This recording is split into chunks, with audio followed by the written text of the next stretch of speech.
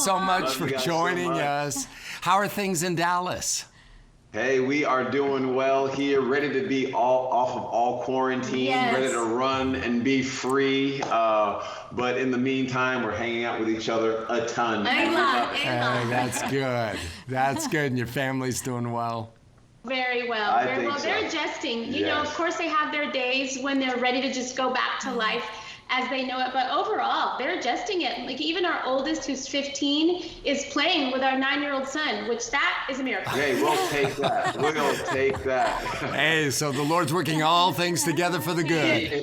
That's right. Xbox, plenty of Switch, plenty of YouTube. We're letting our kids do way too much of all of that stuff right now. But hey, we're surviving. We're surviving. Very good. Well, let me ask you this. In light of the events of this past week, how do you guys process that with your family?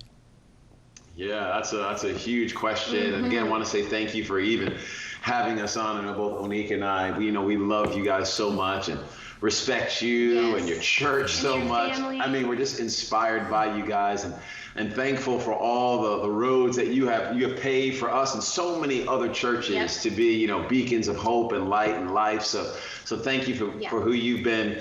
But as far as processing with our family, we have, Oneka and I, as you can see, are both black. No. And then we've got our two sons who are both African American, and then we've got our daughter who is actually white and Hispanic. She's 5 now. She's 5, just turned 5. So it is a unique dynamic in our family. Our 5-year-old, she doesn't totally understand, obviously, everything that's going on. So, we're not trying to have deep philosophical conversations with her. Maybe we should, I don't know, but we just feel like, she's so into JoJo CY or whatever that is. But for our oldest son especially, and our 9-year-old, but our oldest son especially, these events of the last few days and the last couple of weeks have been very, very real for him. And for him to say things like that, did you see that video? And I'm like, yeah, what did you think about it? And he says, I'm still trying to get it out of my head. I'd rather not talk about it right now. Wow. So there's definitely a massive emotional piece, I think, to all that we're walking through here and trying to tread softly and confidently and lovingly and wisely. And if somebody can figure out and write a book on how exactly you work your way through all of this stuff, please write it, because we'll be the first to read it. For sure. And we raise our kids to know that they're leaders and that they're room lifters and that anything that they want to do, that they can do. And so it is a unique, as parents, juxtaposition that we find ourselves in, where we want him to stand tall. We don't want him to shrink back, to think, oh, my skin's brown, so people are going to see me differently. We want him to just lead. We want him to crush it in school, to crush it in sports. And so when we have moments like this that make the world pause, it is unique in our seat, as parents, to help him remember, yes, racism is real, but also Christ is on the inside of you. And there's that, God can make all things possible. There's no limits on your life. And at the same time, some people will try to put limits on you. So it's all these things. But it's also true, we know that's not just true for, African American kids. All different types of kids are having lids be put on them. Maybe girls can feel that at times. Maybe somebody with a disability can feel that. If you have blonde hair, you have blue hair, you have brown hair, you have whatever. So I think that's common in, throughout all of history and humanity, that we can all feel that sense of like, oh, I don't know if they're going to let me do that because I didn't go to that right school or I didn't get those right grades. There is just another dynamic at play for our son and sometimes for our family. Not everywhere. We're not looking for a racism person, but behind every bush. But to think that that's not a reality in our world, it's just it's just foolish. We already have experienced this when our now 9-year-old, 5-year-old was in elementary school. I mean, he's in kindergarten, and there was one neighborhood and there weren't very many brown kids in his school in general. And then the brown kids that were in his school, now we're switching. We've got all of our oldest, now we're going to our middle. But before we go to our middle. I want to just say for our oldest, we are still encouraging him to stand tall. We're still encouraging him to lift a room. We don't want what's happening in our nation to make him walk around wilted, That's right. to make him think he's not going to crush it in school. We want him to do great in sports. We want him to be all that God's called him or to have be. excuses So for we're being intentional with reminding him that, yes, this is what's happening, but God. But God, that's exactly right. Yes. We're not going to change the way we parent or the way that we want him to step into a situation. That's exactly right. But we So do good. have a unique situation that happened with our 9-year-old when he was 5. He's 5. He's in kindergarten, and I mean, this is the third day of school, and we're waiting for him to get off of the bus. He and his older brother were actually on the same bus, riding home from school. And this is when we lived in a suburb of Dallas. Now we're in the city, but we're in the suburb, and Parker, our oldest, gets off the bus and says, Grayson is not on the bus. And we think he's joking. Come to find out he's not joking. I get on the bus. I'm looking up and down the rows. I'm turning the head of every black kid that's on the bus. You know, there's only like 2 of them. And Grayson's not on there. And, you know, our hearts dropped. It just every parent would understand this. We worked a half day that day because it's kindergarten, first day of school, and we wanted to be home when he got off the bus. Because Big Brother's with him, so he'll be fine. Big Brother's with him. So it's all the emotions of like, we can't wait to hear about your first day. And then he comes off. He doesn't get off the bus, so we call the school, yada, yada. Come to find out, you know, he was on another bus. Now, initially, you think, oh, that's just a little bit of, you know, foolishness, you know, no harm, no foul. Maybe the teachers were overwhelmed. It was the first day of school. No, don't get me wrong. We were still upset. We were very upset. But the bus that he was put on was the bus where there's one community. There's only one in that suburb that is an apartment complex that a lot of the African-American kids live in that apartment complex. That was the bus that he was put on. They assumed, oh, you can't live in the neighborhood where this bus goes to. You're in the wrong line. 5 years old. Wow. And let me put you in this. they Let me put you on this assumed other that he bus. didn't live on our block, that he didn't live in our subdivision. They assumed that he lived in the apartment community where a lot of African American kids lived. So he wears Under Armour, right? He wears Nike. He dresses nice. He has a nice backpack on. Both of his parents went to college. We had a beautiful home. And still, someone looks at him and go, oh, he's brown. So this is probably the line that you go into. Because the kids line up after school to get, you know, that you line up and you get on your designated bus. That was at 20, whatever, 5 years ago, you know, 2015, you know, something like that is happening. And the bus driver, he kept yelling to the bus driver going, this is not my neighborhood. This is not my neighborhood. I don't live here. I don't live here. But the bus driver let him off the bus, dropped him off in the community, and drove away. Oh my goodness. And so Grayson had to chase after the bus to say, I don't live here. I don't live here. And that day will mark us forever. It wrecked us. We went to the school, had a heart-to-heart with the principal, and just said, just so you know, this is who we are. This is how we feel about what happened. And then we came home and we just bawled our eyes out. Now they look, I was feeling like the administration was looking at it like, oh, this is just a little mix up. Hey, race had nothing to do with this. That's what I think they're thinking in their head. Yeah. But we're saying if it was a little blonde girl and she was in that line, would somebody have paused? Yeah. Would somebody have gone, is this the right line for you to be in? But because he's brown, we just go, no. He goes to a different must. line. That's okay. We don't even need to ask that question. Yeah. So is it still real? Is it still alive?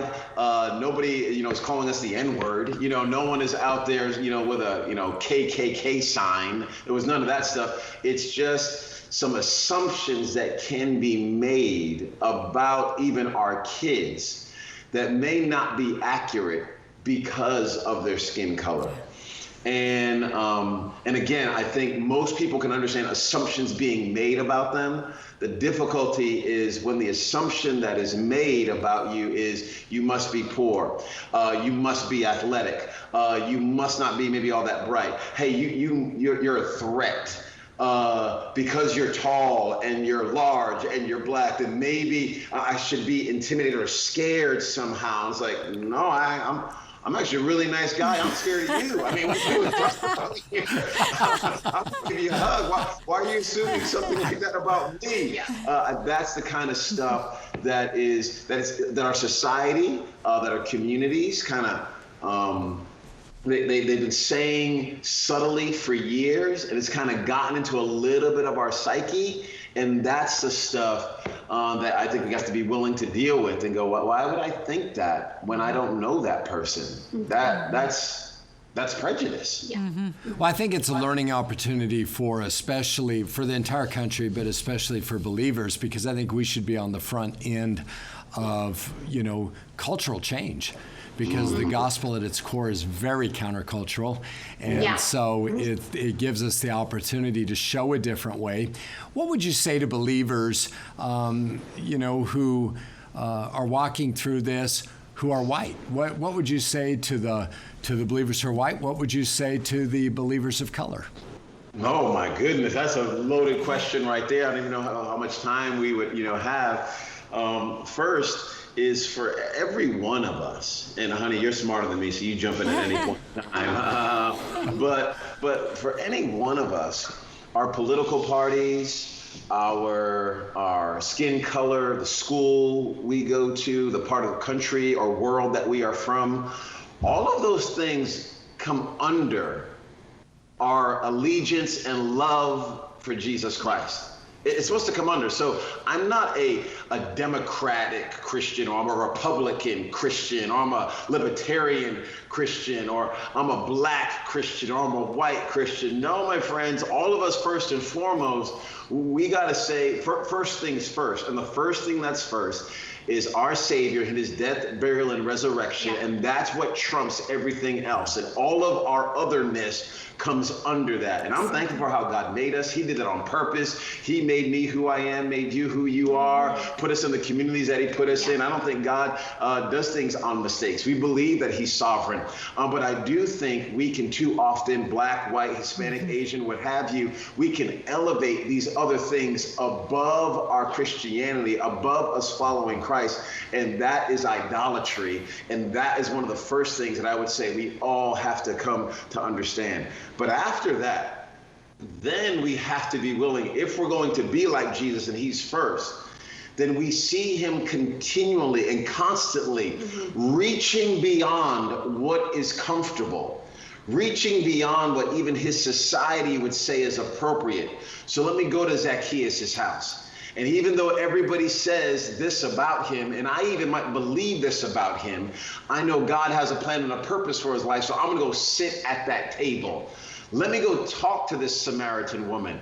And I know everybody says that's not supposed to happen. Even the Samaritan woman says to him, you're not supposed to do this, but I'm going to reach beyond what is comfortable, because too many of us are going, hey, I'm in my box here. I'm happy. I'm not hurting anyone. I'm not a racist. So since I'm not, then let me just sit back and the world will just be perfect and beautiful. And the reality is your world might be perfect and beautiful, but that does not mean the world is perfect and beautiful. And we have been called as followers of Jesus to make it on earth as it is in heaven. So any place that there is brokenness and hurt and loss and disunity and racism and prejudice or fear or starvation or what have you, we as the body of Christ are called to actually go into those places and be leaders and have a voice there. But how are we going to even have the chance to speak if we're not sent? And how are the people going to hear unless someone preaches, is what Romans tells us. So we as the body of Christ, we need to know God sent us. He's called us to preach,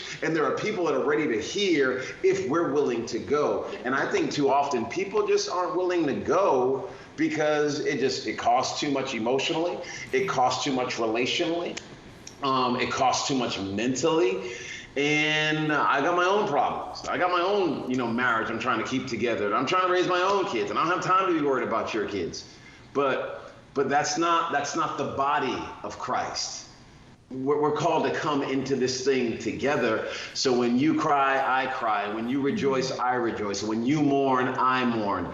And man, that might be a lot of mourning and a lot of rejoicing, but hey, welcome to a family. That's what it's supposed to look like. That's what it's supposed to feel like. Yeah. So I'm talking a whole bunch here. Sorry, honey, again, you're smarter than me. So. No, I think he answered it brilliantly. No, I think that's tremendous. The issue of priority and obedience to God's call. What would you say to people of color who are feeling disenfranchised? They're struggling, because some people have had some very hurtful experiences in terms of the way they've been treated. What would you say? I would first say I'm sorry. It feels in this season that we're all walking through together that words are not appropriate because they're not enough, I would say. Yeah. But for sure, I would say I'm sorry. For sure, I would say we all need Jesus to wash over every single wound, wipe every single tear. Mm-hmm. I would say to be patient. I felt about a week ago, I was thinking about all the people that went before us, all the Black people, all the white people that did things that seemed extra. I'm sure there were college girls at a dinner table with their family, talking to their parents, saying there's craziness going on in our world. I'm going to go be a part of a march with this guy named Dr. King. Yeah. And I think about what her parents must have thought. What? I'm not going to let you go there. What if something happens to you?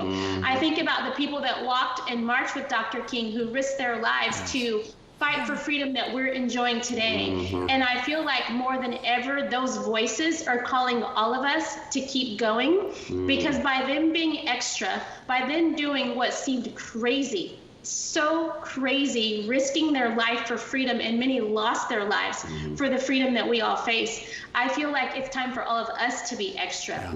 For all of us to do what feels uncomfortable, but then all of us to have grace. To have grace for our sisters who don't understand, who don't know what to say, who don't know what not to say, and to realize that it's going to take grace for us to continue to walk in healing. I think sometimes it's easy to get mad because someone doesn't understand our story, but that's okay that they don't understand. That's why we're having conversations like this to understand. I agree. So I would say sorry. I would say to offer grace. I would say to answer the call of those that fought for all of us before, that it was messy. It was felt misunderstood, but look what has happened since then. Look at this conversation we're able to have. Exactly, because of that. And so I feel like it's our turn. It's our turn to have the uncomfortable conversations. It's our turn to raise our voices. It's our turn to link hands and hearts and prayers to see what's going to be on the other side of this 5 years from now, 10 years from now. Yeah, that's really good. And to go with a funny story off of what Oneka was just saying, people are like, oh my God. You're talking about being Black. We're like, oh man, this is heavy. Like we're trying to lead our church and be servants and help others. Super diverse. So diverse. Our church is 50% white people, so it's like we've got all these folks in it who are like, I didn't even know any of this stuff was going on anymore. And we're trying to help them. And at the same time, our hearts are incredibly heavy because we're seeing things and old wounds are being pulled up even in us. So there's all this stuff. But we had a friend of ours, a couple, there's some pastors in, I think, Oklahoma. They are a white couple. Wonderful people. We love them for years. Some of our best friends. For years. I mean, dearest friends. They're precious, pure-hearted. So in light of everything going on, they're trying to do their part. They're trying to do their part. Like, hey, what can I do? What can I do? So she, the wife, walks up to someone in the grocery store. This is like a couple of days ago. And just walks up to this Black woman. She's blonde, full of life, our friend. And she walks up to this Black woman and says, excuse me, ma'am, my name is so-and-so, and I'm sorry. And the lady's like, sorry for what? I don't even know. They're in the middle of the grocery store. The lady's just trying to buy some Cheerios, and all of a sudden this random white woman walks up to her and just is like, I'm sorry. Hold her. And she's like, lady, I don't even know what's going on. What are we talking about right now? I'm just trying to get some cereal. So we told her, that's why we're in your life. Ask us first. What should I do? What should I not do? What you should not do is just hug a random Black person. Well, you know what? Right. Yeah, that's I right. so relate to that because you so want to do the right thing. You so want to be a blessing, but you don't always know, am I saying it right? Am I? Did they keep you from doing something in the grocery store? No. That sounds like something I would do. It really does. Debbie's that person. She would go up and she just, with the purest heart, would just. This is a God moment for me. I think that I would say one thing to go off another funny story. I think this might be the same family. The pastor's mom, my friend's mom, she was like, "Wait, what? I love the blacks." And it's like, Don't say that we're not either. going to say the blacks. It's like it's some out there alien group of people. But I think, black is totally fine. African American is totally fine. Anytime you want to use Negro or colored, please run far away from that. Those terms today are obsolete and can sound very, very, oh my goodness, almost demeaning and disrespectful. Those last couple terms. Those are not okay to but say. Black, African American, I think any of those are totally fine. It is not disrespectful to say, "Hey, you're black," at all. But what it is unique. Again, speaking of just some of the things that are in our heads that we don't even always think about. It's like if you go to lunch with a black friend.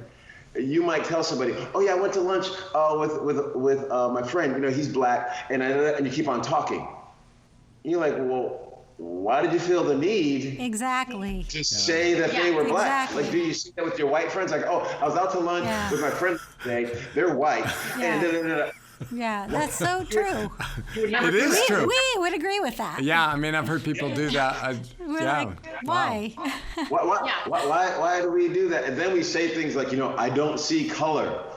Well, of course that's not true. We've got HD TVs to prove it, right? I mean, we all see color. Yeah. It's okay to see color. Matter of fact, God made us this way. This is a beautiful thing. What's not okay is for us to think some color is better than another color as far as skin. Now, if you like a blue shirt instead of a red shirt, that's your prerogative. But to say one skin color is better than another, no, my friends, that's not the way God designed it. We are all equal in God's eyes, but the reality is our world has been built with so much sin and brokenness in it. So there are systems that have been set up and bigotry that's set up in systems that are working against not just black people, but I think it's working against a whole bunch of different groups of people because the people who built the systems were building it in a way that would work for them. And I'm not even mad about that. I get it. Most people in the NBA are tall because the rim is at 10 feet. Yeah. So it kind of disproportionately works better for people that are closer to that rim. So that's why you don't see a ton of short people there. You tend to be taller when you're in the NBA. It just works that way. Whoever, Naismith, when he invented basketball and he put the rim that high, he probably didn't know what he was doing. But now it works better for people that are taller. And there are some systems that have been set up that can just work better for people that have had money in the bank. Yeah. It works better for people that had some land passed to them from some other generations and they received an inheritance. It works better for some people that are able to go to certain schools because they just were accepted because their family went to that school. And because their family went to that school, they had that last name. So it's like, hey, you get to go. Now, that's not every white person. I think some white people sometimes might think, and you can correct me if I'm wrong here, might think, I'm not privileged. Yeah. Sheesh, I had to work hard for everything. My family was poor and they were poor and I had to work so hard. And we're like, well done, that's great. But just so you know, the system is not necessarily set up for poor people either. You got to work harder when you're poor. So we're not saying it's equal playing field out there for everyone. But if you look a certain way, talk a certain way, depending on what you're going after, there are some advantages that you may have that you might not even realize that you have because you're not butting up against some ceilings that are there. Ask some ladies that are lawyers what it was like to be a female lawyer. Yeah.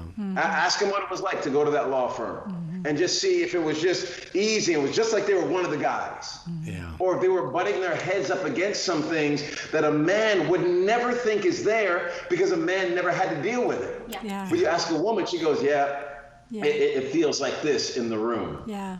So, I don't know, we're talking a bunch here. Do you have hope that things can change?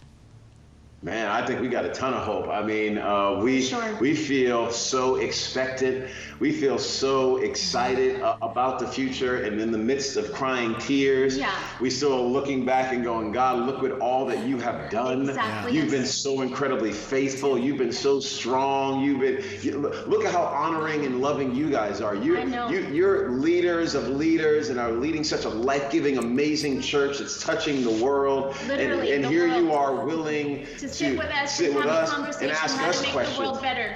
I mean, look how amazing that is. We don't take that for granted. We're thankful for what God has done and how far he has brought us. And we're excited to see what it's going to look like in the future. So we're incredibly hopeful. And we're just making a decision. You know, we are the glass is half full type people, which is how we live our life, not half empty. And we always lead with hope. And I think sometimes because we lead with hope, it can be mistaken for, oh, we don't experience pain, or we don't know what's really going on, or we don't have tough conversations, or we don't have fears. We have all those things. We just choose our posture, and we choose to put our hope in Christ. Good for you. So good. To believe for the best. And did we cry when these things happened? Oh my goodness. For real. Yes. Do I worry about my sons because they're black and this world is not fair? Of course. But at the end of the day, I can't stay there. I can't camp there. I can't build a tent there, because otherwise I'd never leave the house and I'd never be expectant for the plans that God has for my children. I have to be old school, and I have to walk the floors in the middle of the night and pray no weapon formed against my children. There you go. To prophesy the best days are ahead, that all things are Praise God. new. And even though we're weeping right now, that one day we will rejoice. That's the posture that we have to take, even in the midst of our tears, even in the midst of the real realities. We have to choose hope. But we realize that racism is real. We realize that people look at Black people differently. We realize that sometimes when you see a couple like us, that we have to tell faculty members at our kids' schools. We've been married for over 20 years. We're educated. We own our home. We understand that they might not assume that about us. They might assume that I'm a single mom just because of the color of my skin. They might assume that our kids don't have a mom and a dad. So we go to the parent-teacher conferences together and we paint a new picture, because some people need to see. They haven't been exposed. They haven't been exposed. They might think that every Black person is poor, that every Black person is uneducated or a criminal or out for their harm, when really that is not the case at all. There's bad people in every single race. That's right. Every race. And there's criminals in every race. And there's good people in every race. And there's educated, amazing people in every race. And if we could all look at life that way, how much better would our world be? So and if we treat everybody with the same love and compassion that we'd want people to treat our kids with, this world would be so much better. But also use wisdom. Don't drive to another side of town by yourself and think, I'm going to change it. You have to use wisdom. But there's bad sides of towns with all kinds of different people. It's not just Black bad sides of towns. There's white bad sides of towns. There's every race has a bad side, if you will, or a place that doesn't feel safe. Does that make sense? But I think sometimes if you only see Black people and you think only Black people are poor, not just Black people are poor. There's poverty in every single race, but there's also wealth in every single race. There's people are educated of every single race. And I think when you just give the benefit of the doubt and you take it one person at a time, one interaction at a time, and you say, God, I need you. I'm stepping into this situation. I'm going to have this conversation. I know I might mess up, but God, please go before me. Give me your grace. Give me your wisdom. Help me wash people's feet. If we just all put our aprons on like Jesus did and wash each other's feet, I mean. That is so good. I think so good. as well. So good. First, That's amazing, honey. That was powerful. Yeah, that was good. Make sure people know is that we get it. We don't have a blind eye. We get it, but at the same time, we're choosing to not camp out and set a table and just decide that the world has to end right now. Yeah, I think some people could look at some of the events of that we've seen happen, even with George Floyd in particular, and they can look at that and they're trying to figure out why so many people are marching. It's like, wait, I'm not racist. All the police force isn't bad, which we don't believe all the police force is bad either. To Oneka's point, there's bad people everywhere. There's bad pastors, and you and I have been on the other side of like people assuming some things about us as pastors that aren't true, right? But they're like, why all this marching? What's going on here? Why is everybody in this uproar? It's just this one guy. And that's where I think people need to understand that when they just see one incident, some people actually see themselves. So like, I see me when George Floyd is on the ground. Wow. I don't just see some random incident. Yeah. I see my son. Yeah. I see, it's very, very personal for me. And somebody else can look at it and go, well, why are you making it so personal? Don't make it personal. Well, if you hear of a young lady that has been somehow hurt or mistreated or abused in her at some frat party, do you ask her first what she was wearing? Were you being flirtatious? No, you enter into her pain and you're like, hey, what can I do to be there for you? How can I love? How can I support you? You try to show compassion in that moment. You're not trying to fix all that maybe went into it. You're not going to blame her for her feelings. You want to be there for the individual. And I feel like too many times a lot of people are okay to do the whole I'm waiting for the facts. And when you say things like that to a person of color, Black, Hispanic, and sometimes honestly you say it to a white person who is more sensitive to these things, we're like, wait, what facts are you waiting for? Someone just died. Yeah. That's a fact. So can you enter into that fact first before you start looking for all these other facts? Yeah. And that's where I think Christians sometimes, I don't know how we're able to disconnect those things in our hearts. I don't know if we feel like we're not being good Americans or what. I don't know if we don't feel we're being smart, intelligent. I don't know what. I don't know if we feel like we're being duped by the media. But the reality is someone just died. Yeah. And that's enough to move our hearts. Yeah. That's enough.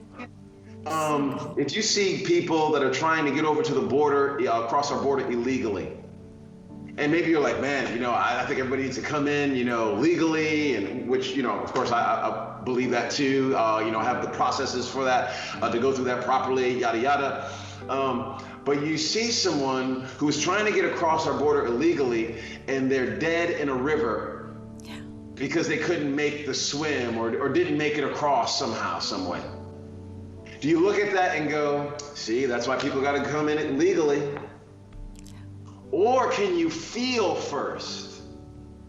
Can you have the compassion and the love of Christ first to go, man, what was that person running from?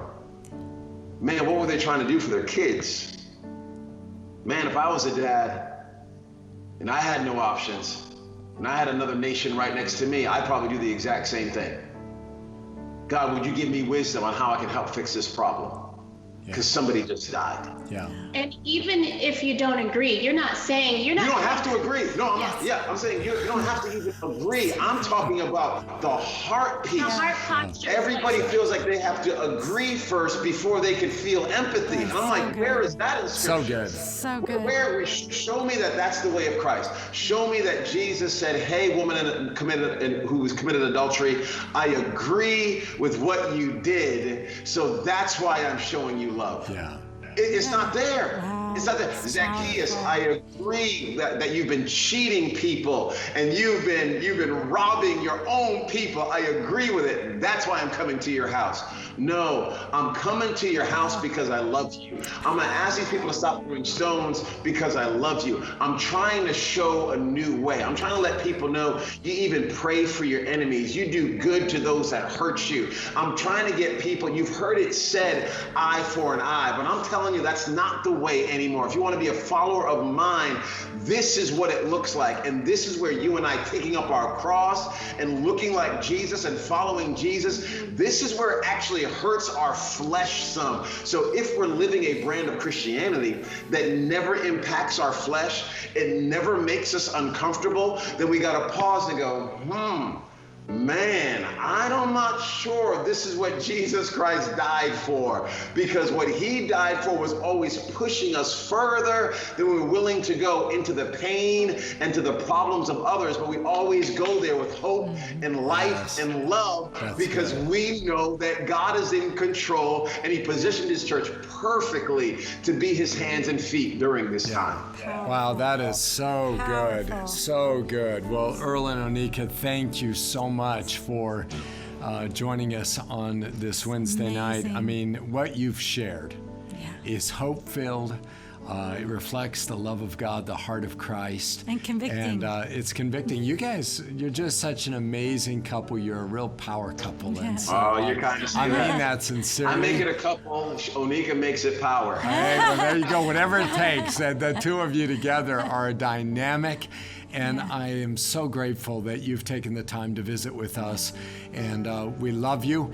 And we are looking forward. We are. James River, you've got the best pastors. They're amazing. You can follow those guys to the ends of the earth. Love you all so much. And we're praying for you. And I know, again, I just feel so sure in my heart that God has such great things in store for you. I can't wait to see what he does and where he takes you, because already it's been amazing, but the best is yet to come. You guys take care. Thanks for giving us your time, and the encouragement that you've invested into our life means so much. We love you guys. Bless you. Love you so much.